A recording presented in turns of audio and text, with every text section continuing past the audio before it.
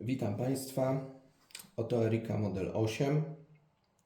Ten konkretny egzemplarz pochodzi, już Państwu, z 1952 roku. Jest on takim modelem przejściowym pomiędzy tymi klasycznymi przedwojennymi modelami jak M, S, 5, 6, a tymi charakterystycznymi już dla lat 50., 60., jak Erica numer 10, numer 12. Przejście jakby widać przede wszystkim w estetyce.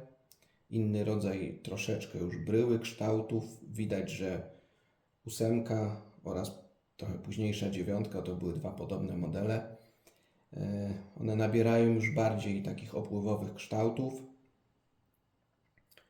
Tutaj też jeszcze co charakterystyczne dla modeli przedwojennych są te metalowe o-ringi na klawiaturze. Natomiast w tych modelach z lat 50. i 60. tych o-ringów już nie ma. Dobrze, pokażę jak maszyna działa.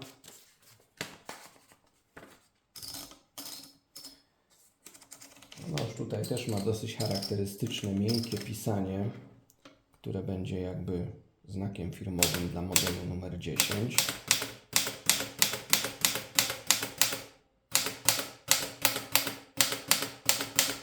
Czcionki ładnie pracują, wózek też się nie zacina.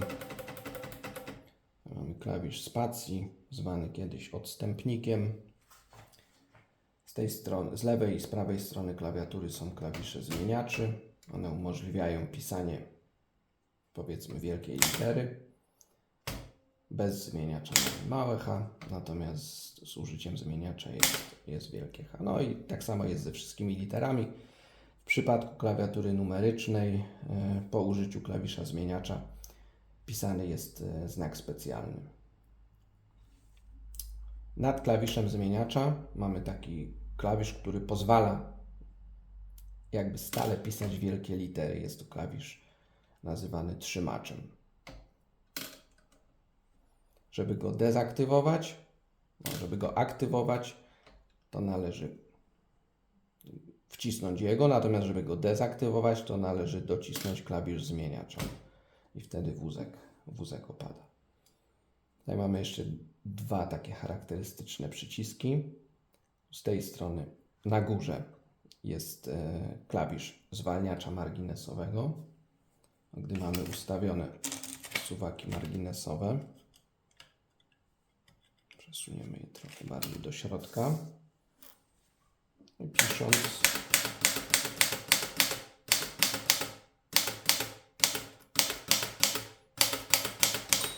dzwonek. Teraz będziemy jeszcze mogli kilka znaków napisać. I wózek się zatrzymał w miejscu, w którym to zostało zdefiniowane przez suwak marginesowy. Normalnie wózek nie można dalej pisać, natomiast gdy użyjemy tego klawisza, on pozwala na przesunięcie wózka kawałek dalej. Tu akurat był mocno rozsunięty już ten.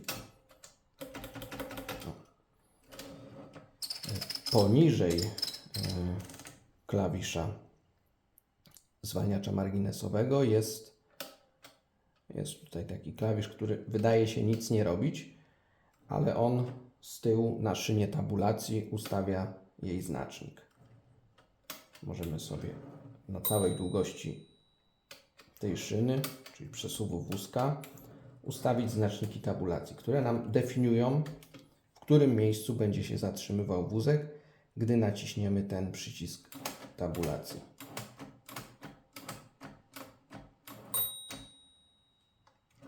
Potem pokażę przycisk, który anuluje tą tabulację, ale on jest tutaj przy wózku, więc to później.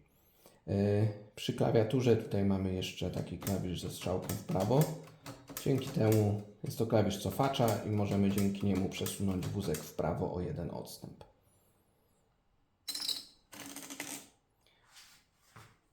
Tutaj może pokażę klawisze z prawej strony wałka. Mamy taką dźwignię, która jest zwalniaczem docisku do wałka, zwalniacz papieru. Możemy go ustawić, gdy on się nam krzywo wkręci, możemy go po prostu równo ustawić.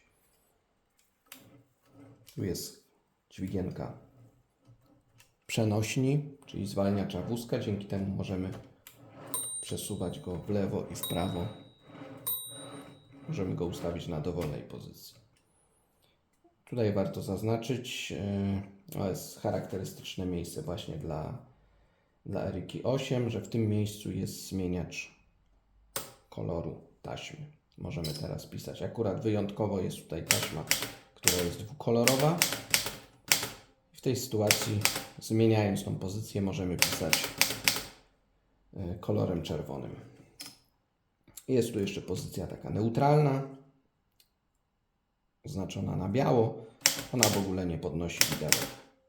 No, generalnie używamy albo tej pozycji niebieskiej, albo czerwonej.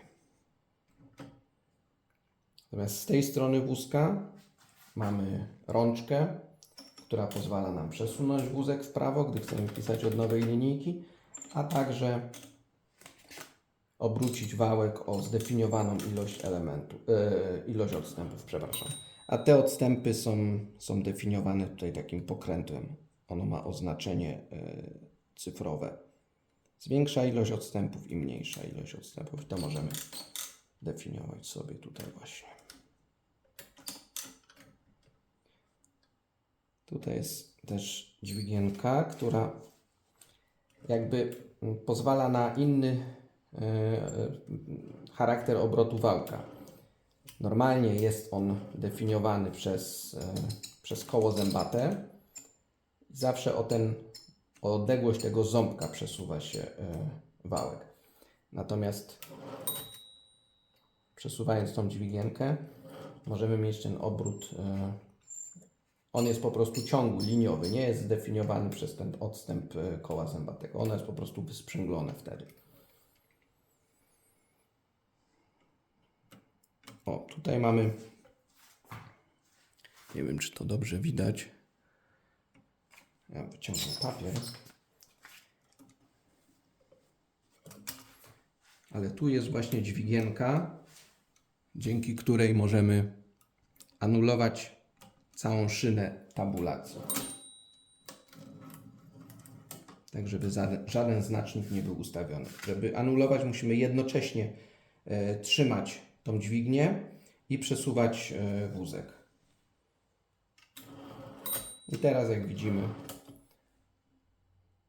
ten jeden znacznik tabulacji, który tam był wcześniej ustawiony, został zlikwidowany. I teraz wózek przesuwa się bez zatrzymania. Tutaj mamy jeszcze taki uchwyt na papier. Możemy go złożyć. Tutaj jest przycisk taka dźwigienka blokady przesuwu wózka. O, wózek się zablokował. Jest to takie rozwiązanie, powiedzmy, na czas transportu, czy taki rodzaj zabezpieczenia, żeby wózek nie gonił.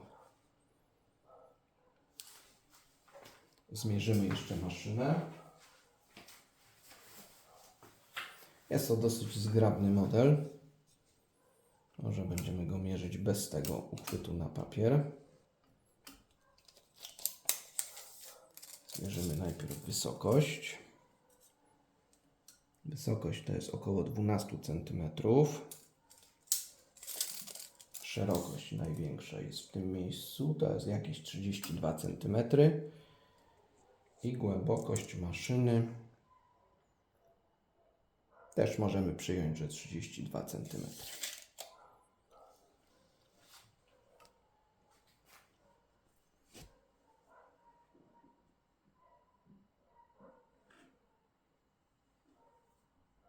Dobrze, dziękuję Państwu za uwagę.